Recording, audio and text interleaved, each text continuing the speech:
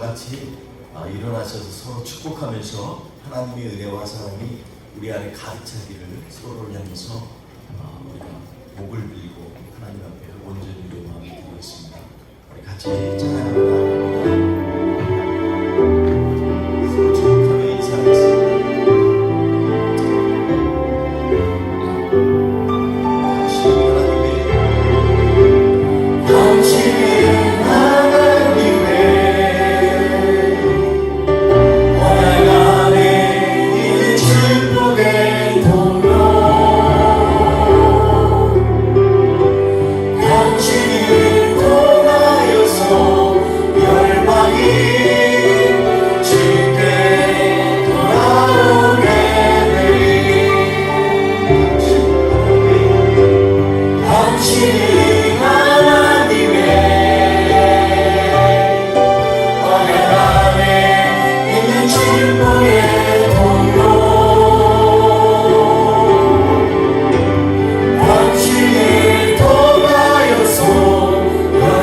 Yeah.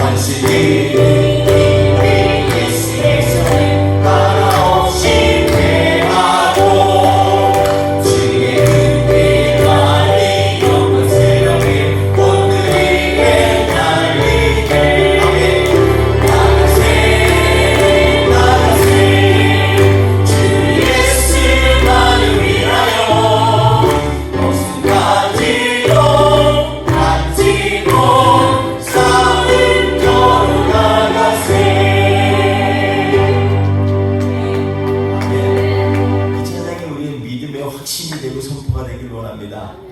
우리 하나님께서는 정의로우십니다.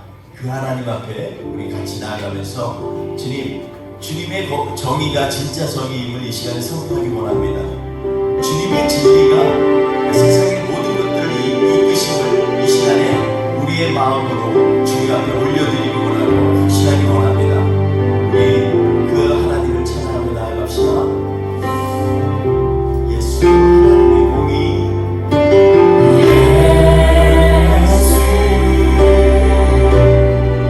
하나님의 공의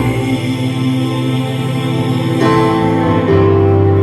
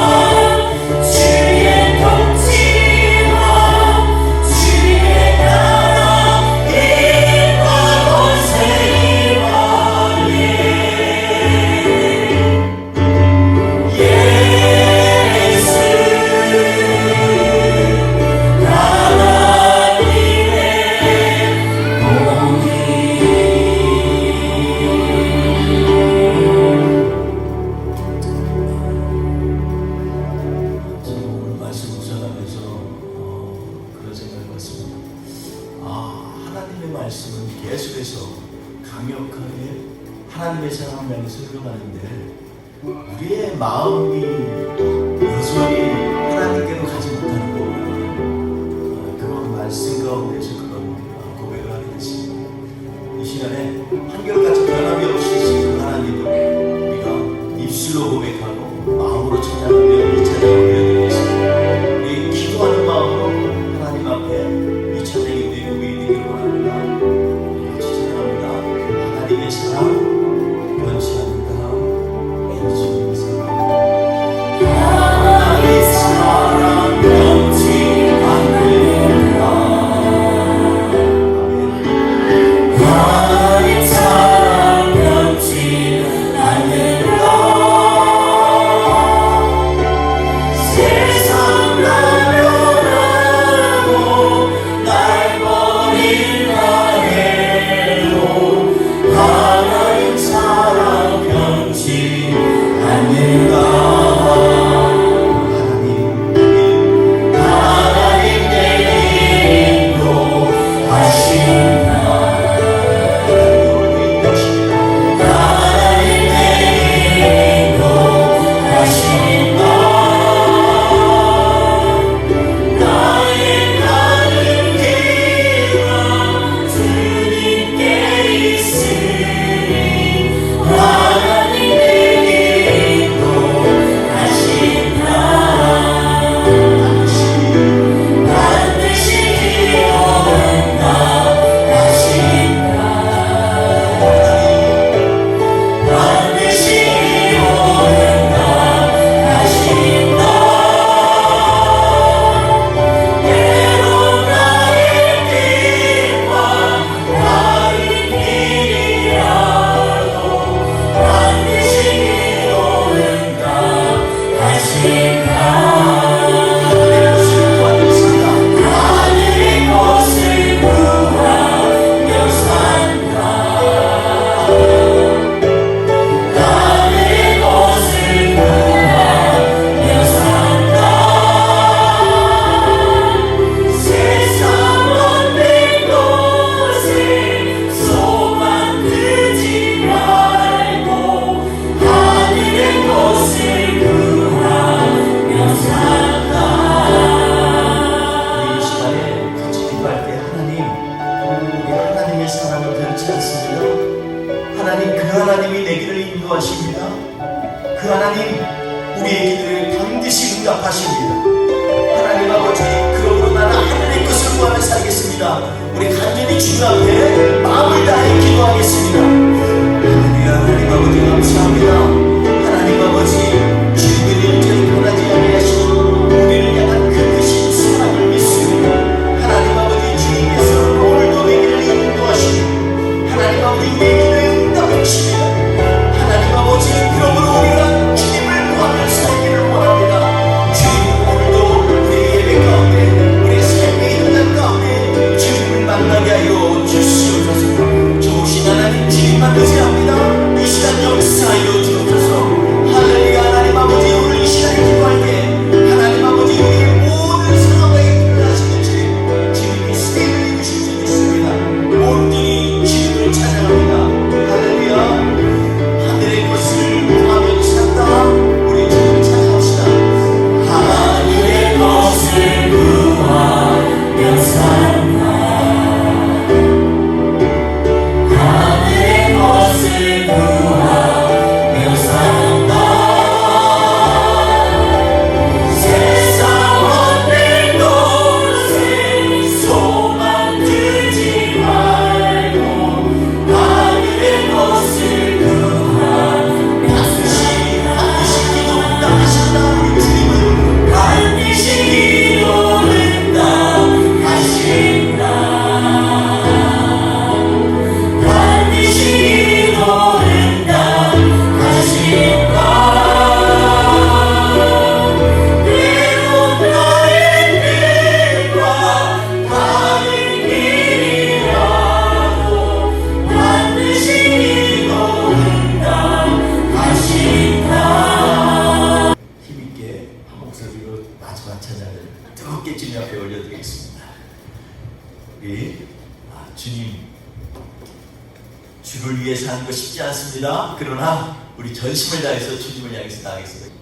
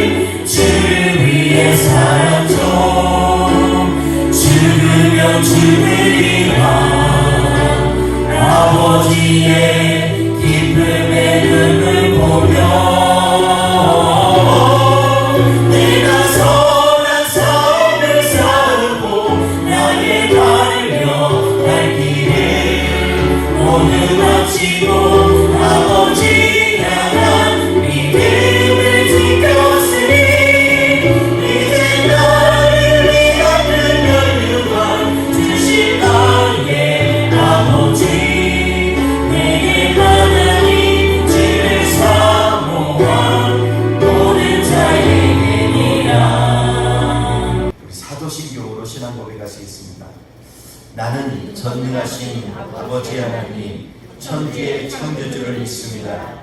나는 그의 유일하신 아들 우리 주 예수 그리스도를 믿습니다. 그는 성령으로 잉태되어 동정녀 마리아에게서 나시고 본디오 빌라도에게 고난을 받아 십자가에 못 박혀 죽으시고 장사된 지 사흘 만에 죽은 자 가운데서 다시 살아나셨으며 하늘에 오르시어 전능하신 아버지 하나님 우편에 앉아 계시다가 거기로부터 살아있는 자와 죽은 자를 심판하러 오십니다. 나는 성령을 믿으며 거룩한 공교회와 성도의 교제와 죄를 용서받는 것과 몸의 부활과 영생을 믿습니다. 아멘. 찬송가 9장 하나님 앞에 올려드리겠습니다.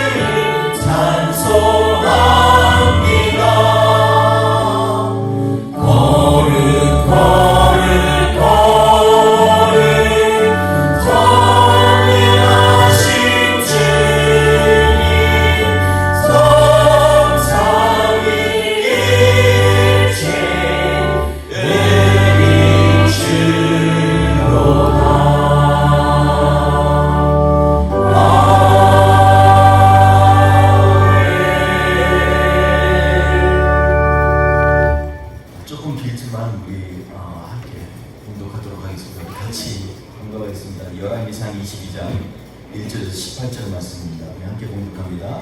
아람이 이스라엘 사이에 전쟁이 없이 3년을 지내다가 셋째 해에 유다의 여호사밧 왕이 이스라엘 왕에게 내려가매 이스라엘 왕이 그의 신하들에게 이르되 길앗 라못은 본래 우리의 것인지를 너희가 알지 못하느냐? 우리가 어찌 아람의 왕의 손에서 도로 찾지 아니하고 잠잠히 있으리요 하고 여호사밧에게 이르되 당신은 나와 함께 길앗 라못으로 가서 싸우시겠느냐? 여호사밧이 이스라엘 왕에게 이르되 나는 당신과 같고 내 백성은 당신의 백성과 같고 내 말들도 당신의 말들과 같으니이다. 여호사밧이 또 이스라엘의 왕에게 이르되 청하건대 먼저 여호와의 말씀이 어떠하신지 물어보소서. 이스라엘의 왕이 이에 선지자 400명쯤 모으고 그들에게 이르되 내가 길앗 라못에 가서 싸우랴 말랴. 그들이 이르되 올라가소서. 주께서 그 성읍을 왕의 손에 넘기시리이다. 여호사밧이 이르되 이외에 우리가 물을 만한 여호와의 선지자가 여기 있지 아니하니까? 이스라엘의 왕이 여호사밧 왕에게 이르되 아직도 이므라의 아들 미가야 한 사람이 있으니 그로 말미암아 여호와께 물을 수 있으나 그는 내게 대하여 이러한 일은 예언하지 아니하고 휴가들만 예언하기로 내가 그를 미워하나이다. 여호사밧이 이르되 왕은 그런 말씀을 나서서 이스라엘의 왕이 한 내시를 불러 이르되 이므라의 아들 미가야를 속히 오게 하라 하니라. 이스라엘의 왕과 유다의 여호사밧 왕이 왕복을 입고 사마리아 성문 어디 광장에서 각기 왕좌에 앉아 있고 모든 선지자가 그들의 앞에 예언을 하고 있는데 그나아나의 아들 시드기야는 자기를 위하여 철로 뿔들을 만들어 가지고 말하되 여호와의 말씀이 왕이 이것들로 아람 사람을 찔러 진멸하리라 하셨다 하고 모든 선지자도 그와 같이 예언하여 이르기를 길앗 라못으로 올라가 승리를 얻으소서.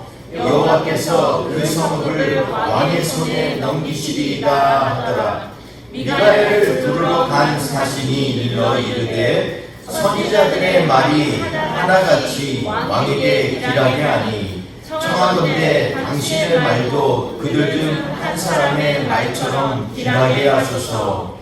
미가야가 이르되 여호와의 살아계심을 두고 맹세하노니 여호와께서 내게 말씀하시는 곧 그것을 내가 말하리라 하고 이에 왕에게 이르니 왕이 그에게 이르되 미가야야 우리가 길앗 라못으로 싸우러 가랴 또는 말랴. 그가 왕께 이르되 올라가서 승리를 얻으소서. 여호와께서 그 성읍을 왕의 손에 넘기시리이다. 왕이 그에게 이르되 내가 몇 번이나 내게 맹세하게 하리라. 내가 여호와의 이름으로 진실한 것만 내게 말하겠느냐? 그가 이르되 내가 보니 온 이스라엘이 목자 없는 양같이 산에 흩어졌는데 여호와의 말씀이 이 무리에게 주인이 없으니 각각 편안히 자기의 집으로 돌아갈 것이니라 하셨나이다. 이스라엘의 왕이 여호사밧 왕에게 이르되 저 사람이 내게 대하여 길한 것을 예언하지 아니하고 흉한 것을 예언하겠다고 당신에게 말씀하지 아니하였나이까? 아멘. 오늘 말씀 가운데 상대적 진리의 말씀이 인생을 어긋나인 길로 이끄는 이유라는 조금 길은 제목 가지고 하나님의 말씀을 나누도록 하겠습니다. 상대적 진리라는 말이 좀 이상하게 들리죠. 어떨 때는 진리의 말씀 같은데 항상 뒤에 가서는 흔들리고 또 좌절하게 하는 그러한 진리의 말씀이 있습니다. 어떻게 보면 진리의 말씀이 아니죠. 잘못된 말씀을 우리는 상대적 진리라고 합니다. 오늘 본문 말씀에 보면 1절에서 18절 말씀 가운데 사실 이 밑바탕에 겉으로 보면 별 사건이 아니죠. 아직까지 일어나는 커다란 전쟁을 앞두고 있는 별 사건이 아닌 것처럼 보이지만 그 깊은 내면을 보면은요, 계속해서 진리와 진리가 아닌 것이 싸우고 있는 장면들을 보게 됩니다. 우리의 삶 가운데도 그런 경우가 참 많이 있는 것 같습니다. 우리가 본질을 추구하면서 너무 본질에 추구한다고 하면서 본질을 이루어 나가는 과정은 아예 스킵하거나 변질돼도 상관없다고 생각하는 경우도 있고요.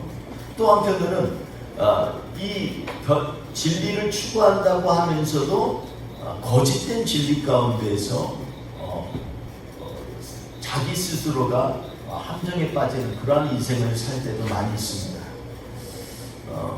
요즘 들어서 한국뿐만 아니라 전 세계적으로 거짓된 정보들이 너무나 많이 넘쳐나고 있습니다.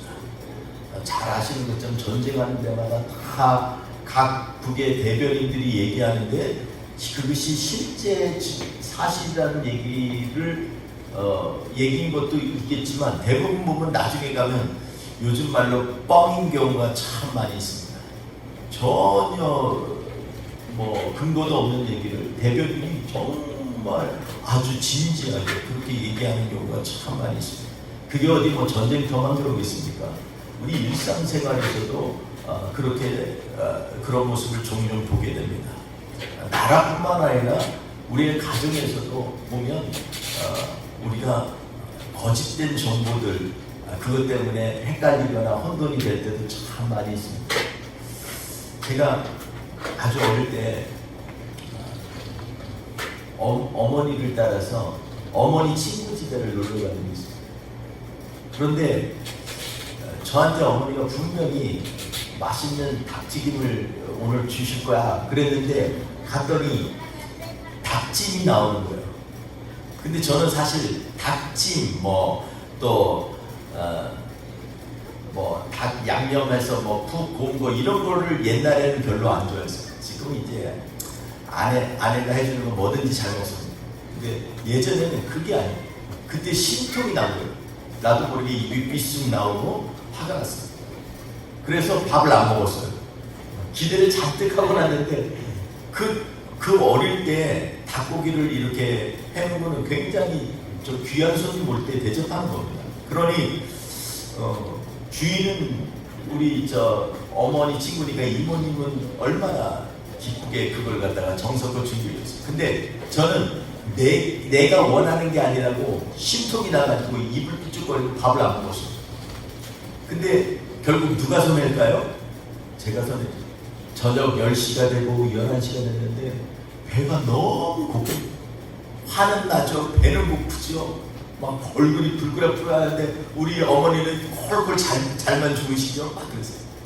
그게 아직도 성격. 그래가지고 나도 모르게 그냥 울었어요.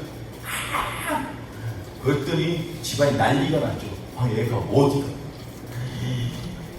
얼마나 제가 이 화통을 삶는 것처럼 울었는지 주인 우리 이모님 가정 다 깨고 전부 다 저한테 올라왔어요. 왜 그래요?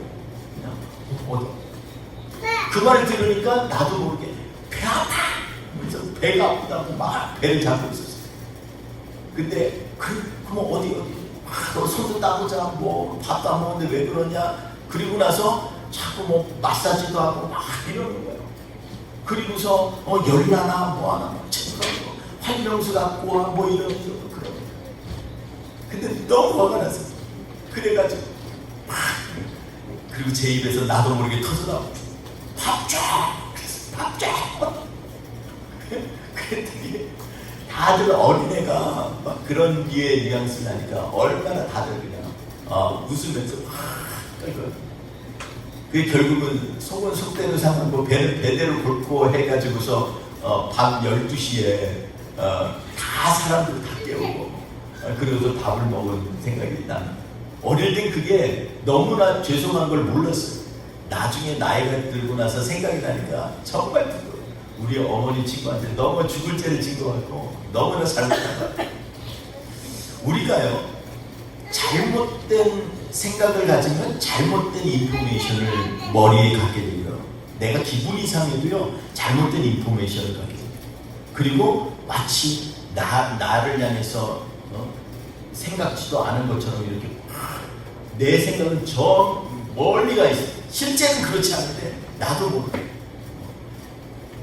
그리고 결국은 그렇게 정말 어처구니 없는 에피소드가 나오고 해프닝이 나오는 그러한 일들이 일어나게 됩니다.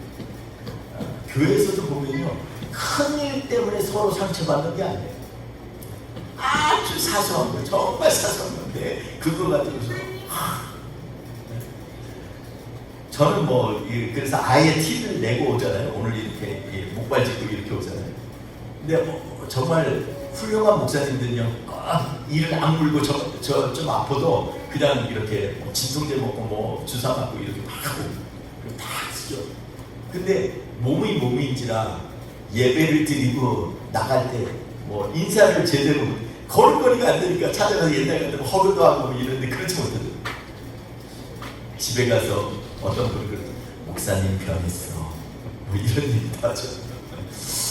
이게 아주 사소한 겁니다. 우리가 보면 전혀 상대방의 어떠한 열악한 환경이나 아니면 피치 못할 일들이 있는데 그것들을 갖다가 말을 안 한다고 해서 우리도 자기 마음대로 이해할 때가 있어요. 하나님의 말씀도 마찬가지입니다. 하나님께서 우리에게 한결같이 그리고 일관성 있게 진리의 말씀으로 우리를 향하여서 나아오십니다. 그런데 어떨 때는 내 생각이 별로 기쁘지가 않아요. 어떨 때는 내가 속이 상한 일이 있어요. 어떨 때는요 예배드리러 오는데 꼭 예배드리기 전에 사탄이 역사해서 꼭 남편과 아내가 한마디씩 할 때가 많아요. 우리 교회는 그런 일이 없는 줄 믿습니다. 오늘 그런데 그런 경우 있어요. 그러면 그럴 때 우리가 정말 이거는 정말 하나님 앞에서 나가는데 이게 방해하는 세력이야 라는 생각 가지고 늘 더 하나님 앞에 조심하고 깨어 있어야 될 줄 압니다. 그래서 오늘 본문 말씀 가운데 우리가 인생을 어긋난 한 왕이 나옵니다. 사실은 두 왕 다 어긋나게 됐어요. 이 아합 왕 때문에 여호사밧 왕까지도 어긋나고 그랬어요. 여호사밧 왕은요 정말 대단한 왕입니다. 그의 삶 가운데서 그가 이 통치하는 가운데 하나님께서 여호사밧을 뭐라고 했냐면 아사왕 아버지 아사왕같이 그가 정직하게 내 마음을 기쁘게 하는 왕이었다라고 성경은 기록하고 있습니다. 얼마나 훌륭한 왕이에요. 근데 이 왕에게 문제가 하나 있어요. 그건 뭐냐면 사람들을 너무 좋아해요. 그리고 거기에는 대의 명분도 있어요.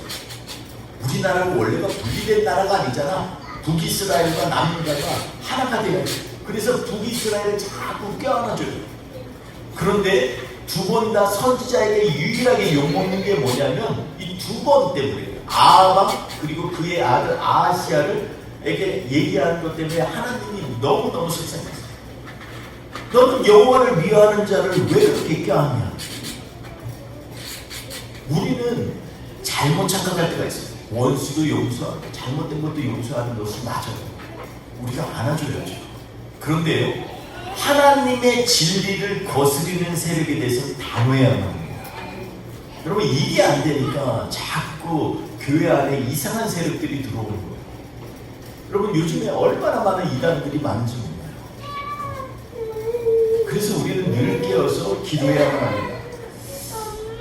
오늘 보면 1절에 보면 아람과 이스라엘 사이에 3년 동안 전쟁이 없었더라 이렇게 얘기합니다. 근데 이거는요 사실은 위장된 평화예요. 아주 이게 진짜 그런 게 아니라 위장된 평화입니다. 왜냐하면 3년 동안 전쟁이 없었는데 이 3년 동안 뭘 하고 있었냐면 싸우는 거 준비를 하고 있었어요.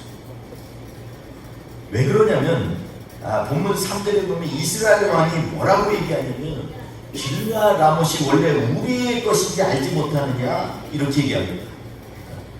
그러면서 너희들은 이것들을 그냥 놔둘 거야? 이렇게 얘기하면서 옆에 방문했던 남유다의 이 여호사밧 왕이 왕이가 나와 함께 가서 길리앗 라못을 치러 가시겠나이까? 이렇게 질문을 하죠.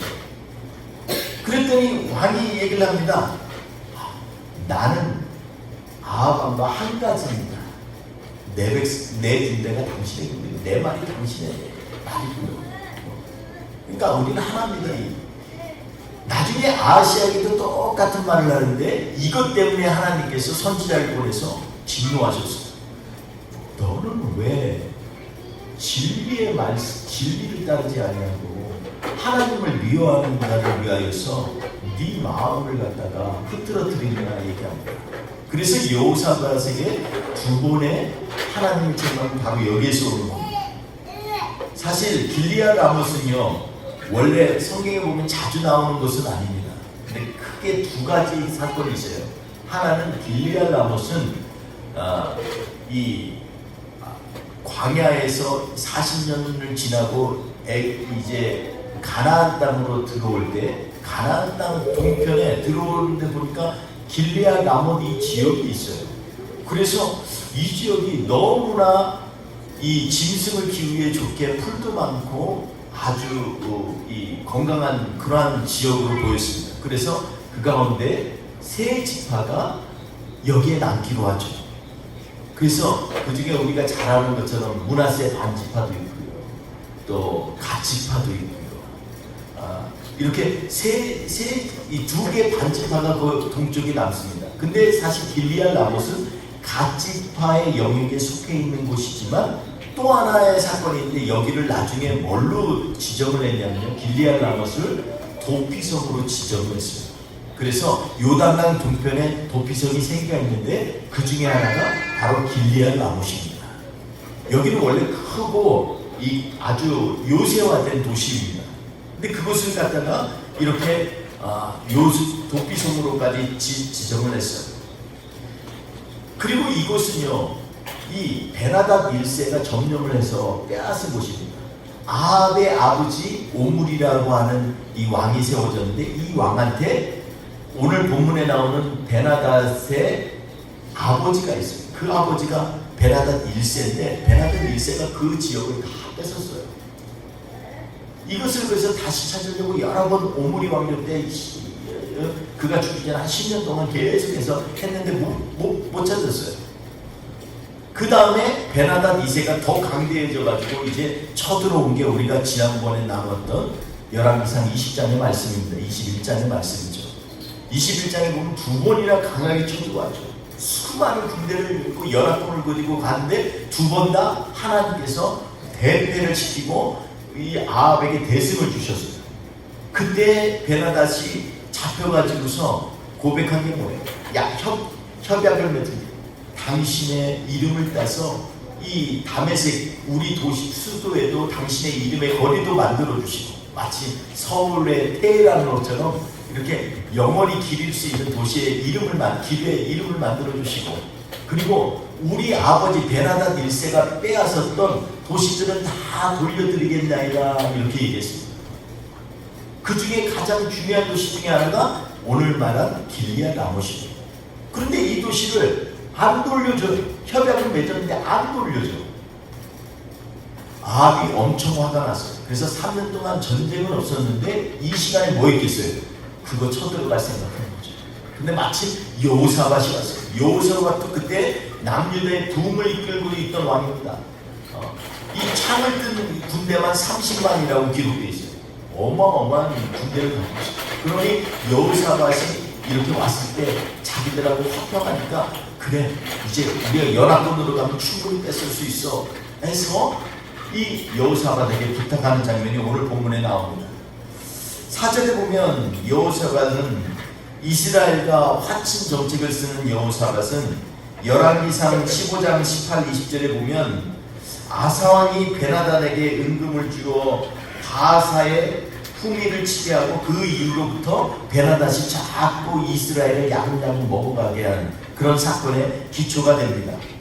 그런데 이 길리앗 라못을 뺏은 이 베나닷을 향해서 역대하 19장 2절에 보면 뭐라고 얘기하고 있냐면요, 왕이 악한 자를 돕고 이 여호와를 미워하는 자를 사랑하는 것이 옳으니까 연합한 것에 대해서 책망하면서 왕이 악한 자를 돕는다 이렇게 얘기합니다. 여호사밧이 악한 자를 도왔다는 거죠.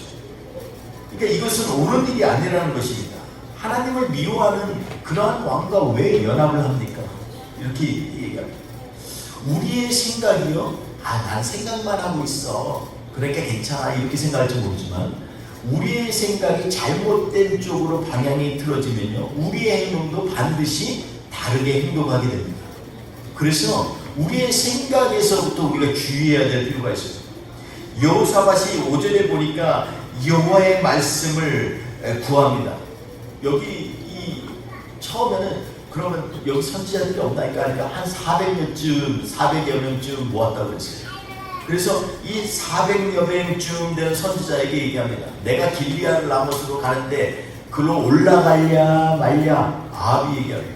근데 초청받은 선지자 400명이 전부 다 뭐라고 그러냐면 올라가소서, 하나님이 그것을 당신에게 줄 것입니다 얘기합니다.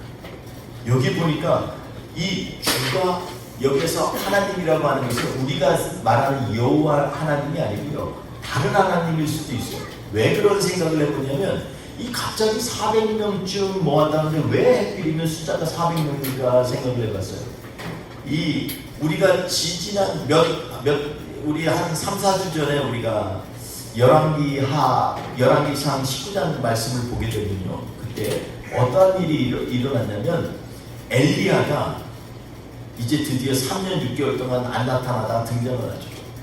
그러니까 아합이 나를 괴롭히는 너 엘리야 맞지? 그랬더니 엘리야가 얘기합니다. 다른 거 거두절미하고 당신 아는 지금 바알 선지자 450명, 아세라 선지자 400명 다 데리고 오셨죠. 우리 한번 결판 냅시다. 그래서 갈멜산에서 엄청난 결판을 냈잖아요. 그런데 그곳에서 갈멜산에 불러온 사람들이 숫자를 세어보니까 열왕기상 19장에 보면 몇 명이라고 하면 450명이라고 되어 있어요. 나머지 400명이 어디 있을까 생각하면 이거와 연결이 될 수도 있다고 생각해요. 그런데 그것은 정확지는 않습니다. 성경에는 기록되지 않지만 여하튼 간에 450명이 그 앞에서 하루 종일 자기 발을 굽으면서 제단에서 이 불을 내리기를 기도했는데 안 되고 나서 하나님이 불을 내리신 후에 450명을 다 붙잡아서 그곳에서 이 시냇가에서 다 죽이는 그런 장면이 나옵니다. 근데 여기에 450명이에요. 850명을 주던데 450명. 나머지 400명이 어딨나 이걸 생각하면서 염두에 두면서 오늘 말씀을 연결해 보면요, 400명이라는 말이 무슨 의미일까? 그 사람들은 어떻게 보면요, 겉으로는 여호와를 섬기는 사람들인데 삶의 행동에 있어서는 계속해서 아세라를 섬기고 바알을 섬기는 사람처럼 보여질 수 있습니다. 오늘 본문 말씀에도 계속해서 여호와 얘기를 합니다. 하나님께서 당신의 대접을 다 치게 할 것입니다. 이렇게 얘기합니다. 그리고 하나같이 이 왕의 뜻에 대해서 철저하게 따르면서 예언을 하는 것을 보게 됩니다. 그런 가운데에서 7절에 보면요, 여호와의 선지자가 여기 없습니까? 이렇게 그 얘기를 우리 여호사밧이 다시 아합에게 묻습니다. 그 얘기는 뭐예요? 아무리 봐도 제대로 된 선지자가 아니잖아요. 그러니까 뭔가 이상해요. 여호와의 선지자가 없습니까? 결국은요, 겉으로는 하나님 얘기를 하는데 자기가 볼 때는 자기가 경험한 그런 여호와의 선지자가 아니라는 거예요. 그래서 8절에 보면 아직도 이블라의 아들 미가야라고 하는 한 사람이 있는데 내게 대하여서 항상 기란 예언은 하지 아니하고 흉한 예언만 합니다. 그래서 내가 저를 미워하나이다 이렇게 얘기합니다. 그랬더니 여호사밧이 뭐라고 해요? 왕이여, 그런 말 하지 마옵소서. 그 다음엔 얘기 안 나오지만 여호사밧이 아주 감격했겠죠. 그러니까 급히 자기의 이 공부 집행하는 이 내시를 불러가지고 바로 가서 미가야를 불러오라고 얘기합니다. 미가야를 불러오라고 했는데 미가야를 부를 때 보면 그 앞에서 얘기하지 않지만 미가야에게 이렇게 얘기를 한 것 같아요. 보니까 지금 이 그 내시에게 아마 왕이 부탁을 했겠죠. 가서 잘 설득해라. 그러니까 미가에게 가서 얘기합니다. 다른 모든 400명이나 되는 선지자가 한결같이 왕이 묻은 거에 대해서 긍정적으로 대답했으니 당신도 제발 말씀을 길하게 하소서 이렇게 얘기합니다. 이건 두 가지 포인트가 있어요. 하나는 뭐냐면 많은 다수들이 다 왕의 뜻에 따라서 예언했으니 당신도 그렇게 예언하라는 것이고, 두 번째는 뭐냐면 그렇게 안 하면 당신 뒤가 안 좋아, 이거 간접적으로 얘기하는 겁니다. 협박이죠. 두 가지를 다 얘기하는 거예요. 그러니까 이걸 보면 아무리 봐도 명분도 다 있는 것 같고, 아하군요, 상황도 모든 사람들이 다 이거 맞다라고 얘기를 하고요. 그리고 지금 가야 되는 시기도 맞는 것 같아요. 왜냐하면 여호사밧도 왔잖아요. 그러니까 한번 분대를 일으키면 이길 것 같거든요.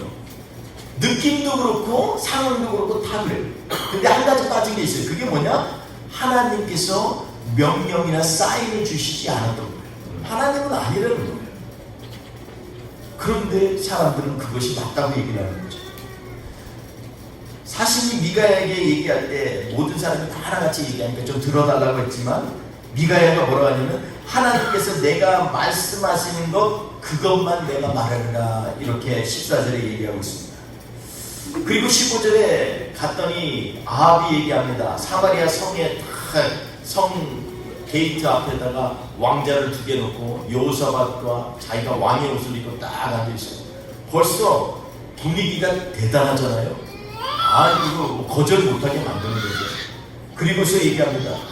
여기서 얘기를 하면서 뭐라고 얘기하냐면, 내가 이 길르앗 라못으로 전쟁하러 가려는데 네 미가야야, 내가 올라갈랴 말랴 또 묻습니다. 그랬더니 미가야가 얘기합니다. 올라가소서. 15절에 올라가 승리를 얻으소서. 그리고 여호와께서 그 성을 왕의 손에 넘기리이다, 이렇게 얘기합니다. 그런데요, 똑같이 이 얘기는요, 똑같이 400명 거짓 선지자가 말한 것과 똑같아요. 그런데 왕이 화가 났어요. 왕이 화가 나서 뭐라고? 야, 내가 너한테 몇 번을 얘기하라 하니 여호와께서 하시는 진짜 말을 얘기를 해. 얘기합니다. 좀 이상하지 않아요? 그러면 이럴 때는 분명히 나쁜 말 나올 거 알 것 같은데, 그러면 빨리 그래, 네가 그렇게 말했으니까 가져 뭐 이래야 되는 거잖아요. 근데 그렇지 않아요. 화를 내는 거예요. 왜 그럴까요? 미가야가 그렇게 얘기했는데 왜 이거를 아니라고 얘기할까요?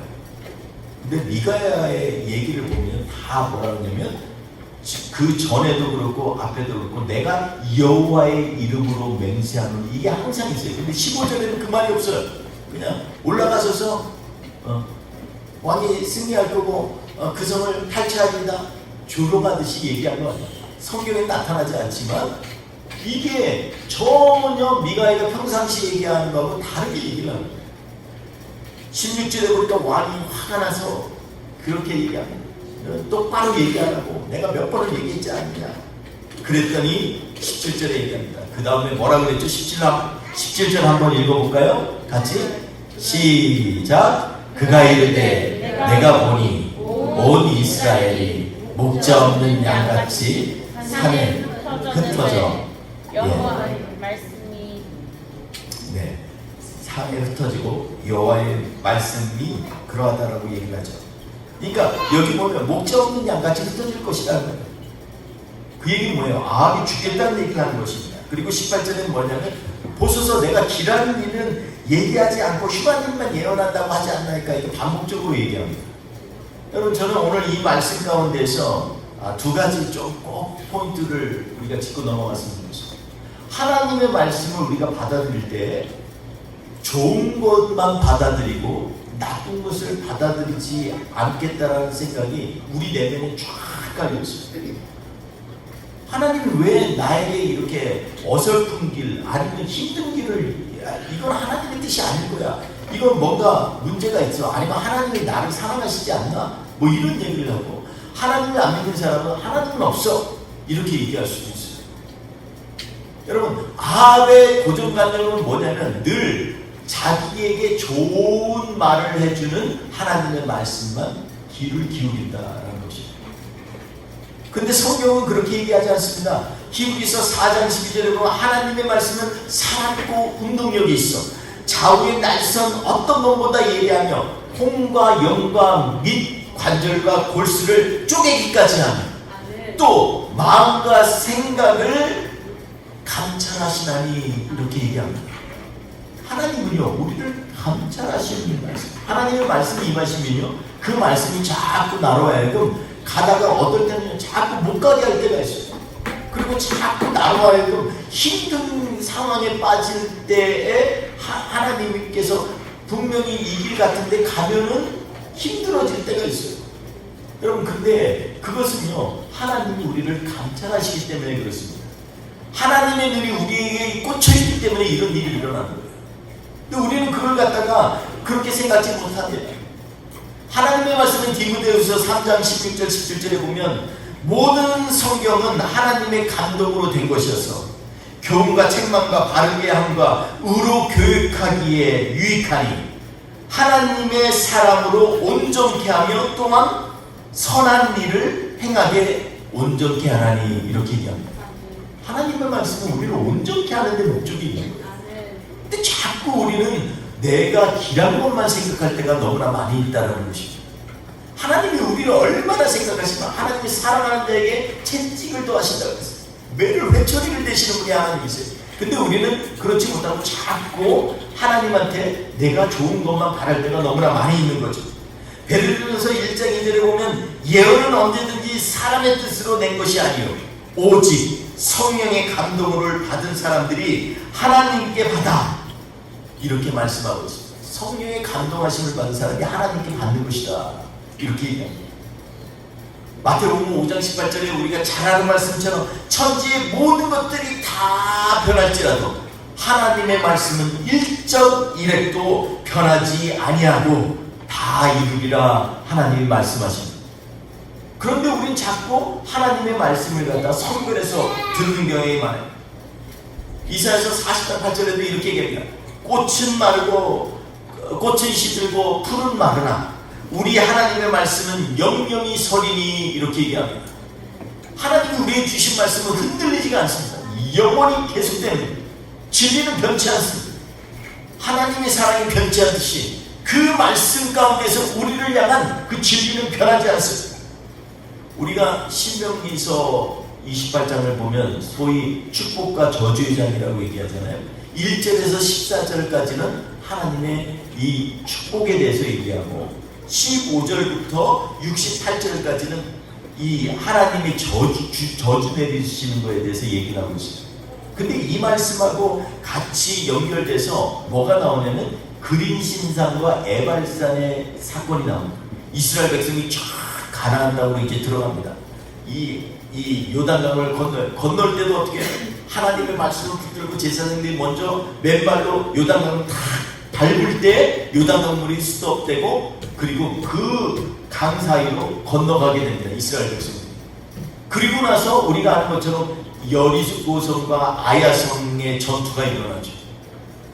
그리고 나서 하나님께서 주신 옛날 고대 이스라엘의 중심에 뭐가 있냐면 세겜이라고 하는 땅이 있습니다. 그리고 그 세겜 땅에 좌우에 산이 있는데 북쪽에 있는 산이 에발산, 남쪽에 있는 산이 그림신산이에요. 대략 900m 정도 된대요. 두 산이 있는데 양쪽에 6집밭씩 쫙 대표들이 올라가고요. 이스라엘 백성들이 그 사이로 쫙 행군해서 가운데로 들어갑니다. 그런데 이 가운데서 여호사에게 하나님 명령하셨습니다. 에발산에서는 저주를 선포해라. 그리고 그림신산에서는 축복을 선포해라. 그리고 이스라엘 백성이 들어가는 그 사건입니다. 이 세겜이라는 곳은요 얼마나 중요한 것인지 아브라함이 처음에 하나님의 인도하심을 받아서 가나안 땅에 들어왔을 때 첫 번째로 제단을 만들고 예배를 드린 곳이 세겜입니다. 근데 이쪽으로 지금 지나가면서 지금 양쪽에서 저주와 축복을 내리는 것이죠. 아합이 생각하는 좋은 예언을 하지 나에게 휴가 예언을 하지 말라라고 하는 게 아니라 양쪽에서 말로 보면요 저주의 말이 훨씬 많아요. 신명기서 1장 14절까지는 28장 1절에서 14절까지 축복의 말씀이라고 나와요. 15절에서 68절은 저주의 말씀을 퍼붓는 거예요. 이 이스라엘 백성이 들어가니, 여러분, 저는 우리의 삶 가운데 지금 우리가 잘못된 자꾸 판단을 하는 이유가 뭐예요? 하나님의 말씀을 자꾸 내 상황에 끄집어내려고. 근데 그게 아니라 오늘 말씀 가운데 보면 하나님 앞에 드리는 예배의 제단 가운데 하나님의 말씀이 들려지도록 나로 하여금 하나님의 예배의 현장 가운데서 쓸 수 있도록 우리가 서야만 하는 것입니다. 자꾸 내 상황, 내 환경 가운데 하나님의 말씀을 끄져다 붙이면 아우처럼 되는 거예요. 나에게 길한 말이 없나? 이럴 때 좀 용기 주는 말 없나? 여러분, 목회자 데이터 연구소라는 곳에서요, 조사를 했는데, 거기에 보니까 이 가장 원하는 설교가 당연하죠.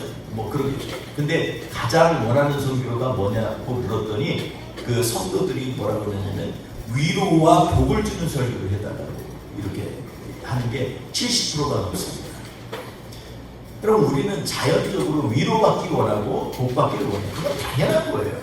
그런데 중요한 건 뭐냐면 우리의 삶 가운데서 내가 있는 이 삶의 자리에서 자꾸 나에게 주어진 상황에 휩쓸리면서 말씀을 묵상하게 되면 말씀이 어떻게 묵상이 돼요? 자꾸 상황 따라서 상황에다 붙여 나가는 거예요. 재정적으로 오려면 하나님의 말씀이 뿌리고 주님 말씀 가운데 서야 된다고 하는 말씀은 온데간데 없고, 주님 의지하면 응답 받으리라. 부르짖으면 응답 받으니까 하나님 앞에서 내 영혼이 잘된 가치는 다 빼고 범사에 잘되고 강건하기를 원하는데 이 말에만 솔깃해지고 자꾸 말씀이 왜곡되어져서 우리의 삶 가운데 침투되는 경향이 많이 있습니다. 사랑하는 성도 여러분, 오늘 하나님이 이스라엘 백성을 하나님이 약속하신 가나안 땅으로 가면서 에덴 이 한쪽에서는 에발산에서 그림신산에서 주셨던 하나님의 말씀을 세겜이라고 하는 곳을 지나가면서 좌우에 있는 산에서 들려주는 그 하나님의 맹렬하고 간절하고 우리를 향한 그러한 소망의 말씀을 우리에게 주시는데, 그 자리가 어디에 있을 때 이것이 제대로 들려진다고요? 예배의 제단에 있을 때 들려져요. 하나님 앞에 나를 내려놓고 주님만 의지하는 그곳이 바로 예배의 처소이고, 그곳에서 하나님의 말씀을 내 삶 가운데 적용할 때 때때로는 쓰기도 하고 아프기도 하지만 그 말씀이 나의 삶 가운데 일하시고 역사하시도록 하나님께서는 우리를 향하여서 지금도 말씀하고 계신다는 것입니다. 사랑하는 성도 여러분, 오늘 말씀 가운데에서 사실 사건은 아직 일어나지 않았습니다. 그러나 1절에서 18절, 22장 1절에서 18절 말씀 가운데서 계속해서 우리를 향해서 한쪽에서는 자꾸 상황에 붙이고 하는 거짓 선지자들이 얘기합니다. 여기에 나오는 시드기야라고 하는 선지자 있죠. 이 거짓 선지자의 이 영향력이 있는 선지자가 뿔을 만들어가지고, 쇠로 뿔을 만들어가지고 나와가지고 보여주잖아요. 보여주면서 왕이 지금 올라가시면 이 뾰족한 이 쇠로 이 아람 군대를 쳐들어오는 것처럼 하나님이 진멸하실 것입니다. 얼마나 보기에 대단해요. 눈에 보이게끔 탁 하면서 사람들이 혹할 거잖아요. 와, 진짜 같아. 근데요, 시드기야는요, 거짓의 영이, 나중에 후반절에 다음 주에 우리가 나눌 말씀인데, 이 거짓의 영이 사로잡혀 있는 거짓 선지자입니다. 이름이 뭐예요? 시드기야. 시드기야가 무슨 뜻이냐면요, 하나님의 정의라는 뜻입니다. 오늘 우리가 예수 하나님의 공의, 우리 찬양이잖아요. 저스티스라는 말이에요. 이름도 그럴싸해요. 표현도 그럴싸해요. 말씀도 엄청 그냥 와, 눈에 보이는 것 같아요. 막 쇠꼬챙이처럼 만들어가지고 하나님이 이렇게 진멸하시더라고요. 그런데 옆에 있는 399명이 다 한결같이 그렇다는 거예요. 대세를 가진 사람. 여러분, 교회가 무조건 그런 세상적인 영향력을 갖는 게 중요합니까? 아니면 하나님의 영향력이 이끌어가는 교회가 중요합니까? 오늘 저는 우리 말씀 가운데서 다시 한번 우리 스스로에게 이 말씀으로 찔림이 됐으면 좋겠습니다. 나는 지금도 하나님 말씀 생각하면 내 상황에 부처되고 있는 건지, 아니면 하나님의 말씀이 유유히 선포되고 있는 가운데 나는 제단을 향해서 나아가고 있는 이스라엘 백성이 세겜을 향해서 나아가는 것처럼 우리도 나아가고 있는지 다시 한번 점검해봐요. 솔직하게 자기를 하나님의 말씀으로 자신을 벗기고 하나님의 은혜의 옷으로 입히는 그러한 은혜의 삶이 우리 가운데 필요하지 않겠습니까? 사랑하는 성도 여러분, 오늘 말씀 가운데에서 다시 한번 우리는 지금 진리 가운데 있는가 아니면 이때 저때 상황에 따라서 상황적인 진리, 상대적인 진리 가지고서 하나님의 말씀을 요리하고 살고 있는가? 다시 한번 점검하면서 이 어렵고 정말 불확실한 세대를 향해서 믿음의 확실한 하나님 말씀을 붙들고 나아가는 저와 우리 되시기를 주의 이름으로 축원드리겠습니다. 아멘. 기도합시다. 하나님, 우리 이 시간 같이 기도할 때 하나님 오직 주 예수 붙들고 나아가기 원합니다. 주님, 수많은 외부적인 환경이 이 길이야 라고 얘기하는데 우리도 휩쓸리지 말고 다시 한번 하나님의 말씀에 나를 쳐서 정말 하나님이 원하시는 말씀이 무엇인지 점검하면서 주님 앞에 나아갈 수 있는 하나님의 사람들로 세워주시옵소서. 이번 주에도 우리 길을 방해하는 모든 악한 세력들을 제거해 주시고 하나님의 말씀이 순수히 또 은혜롭게 강력하게 우리의 삶 가운데 들어올 수 있도록 주님 역사하여 주시옵소서. 주님, 이 시간 우리의 삶 가운데 힘이 되시고 능력이 되신 주님 앞에 얘기하여 간절히 기도합니다. 주님께서 오늘도 사랑하는 성도님들 마음속에 오직 하나님께 예배드리는 것에 전심 집중하는 것처럼 이번 한 주 동안도 주님 붙들고 승리할 수 있도록 주여 은혜 내려주시고 역사하여 주시옵소서. 오늘도 하나님 아버지 앞에 적은 것, 정성껏 드린 것 하나님 기억하여 주시고 우리의 기도도 받아주시고 우리의 마음도 받아주셔서 오직 하나님 앞에 우리의 나아감이 하나님의 기뻐하시는 놀라운 은혜의 자리가 되게 하여 주시고 하나님의 축복의 자리가 되도록 주님 역사하여 주시옵소서. 오늘도 함께 하시는 주님께 감사드리고 예수님의 이름으로 축복하며 기도하옵나이다. 아멘. 지금은 우리 구주 예수 그리스도의 은혜와 아버지 하나님의 그 극진하신 사랑하심과 성령님의 동행하시고 역사하시고 매주 충만하심이 이번 한 주 동안도 진리이신 하나님의 말씀 붙들고 승리하며 나아가기 원하는 주의 백성들 머리머리 위에 우리 뿌리 교회의 모든 공동체 지금부터 영원토록 함께 하시기를 간절히 축원하옵나이다. 아멘.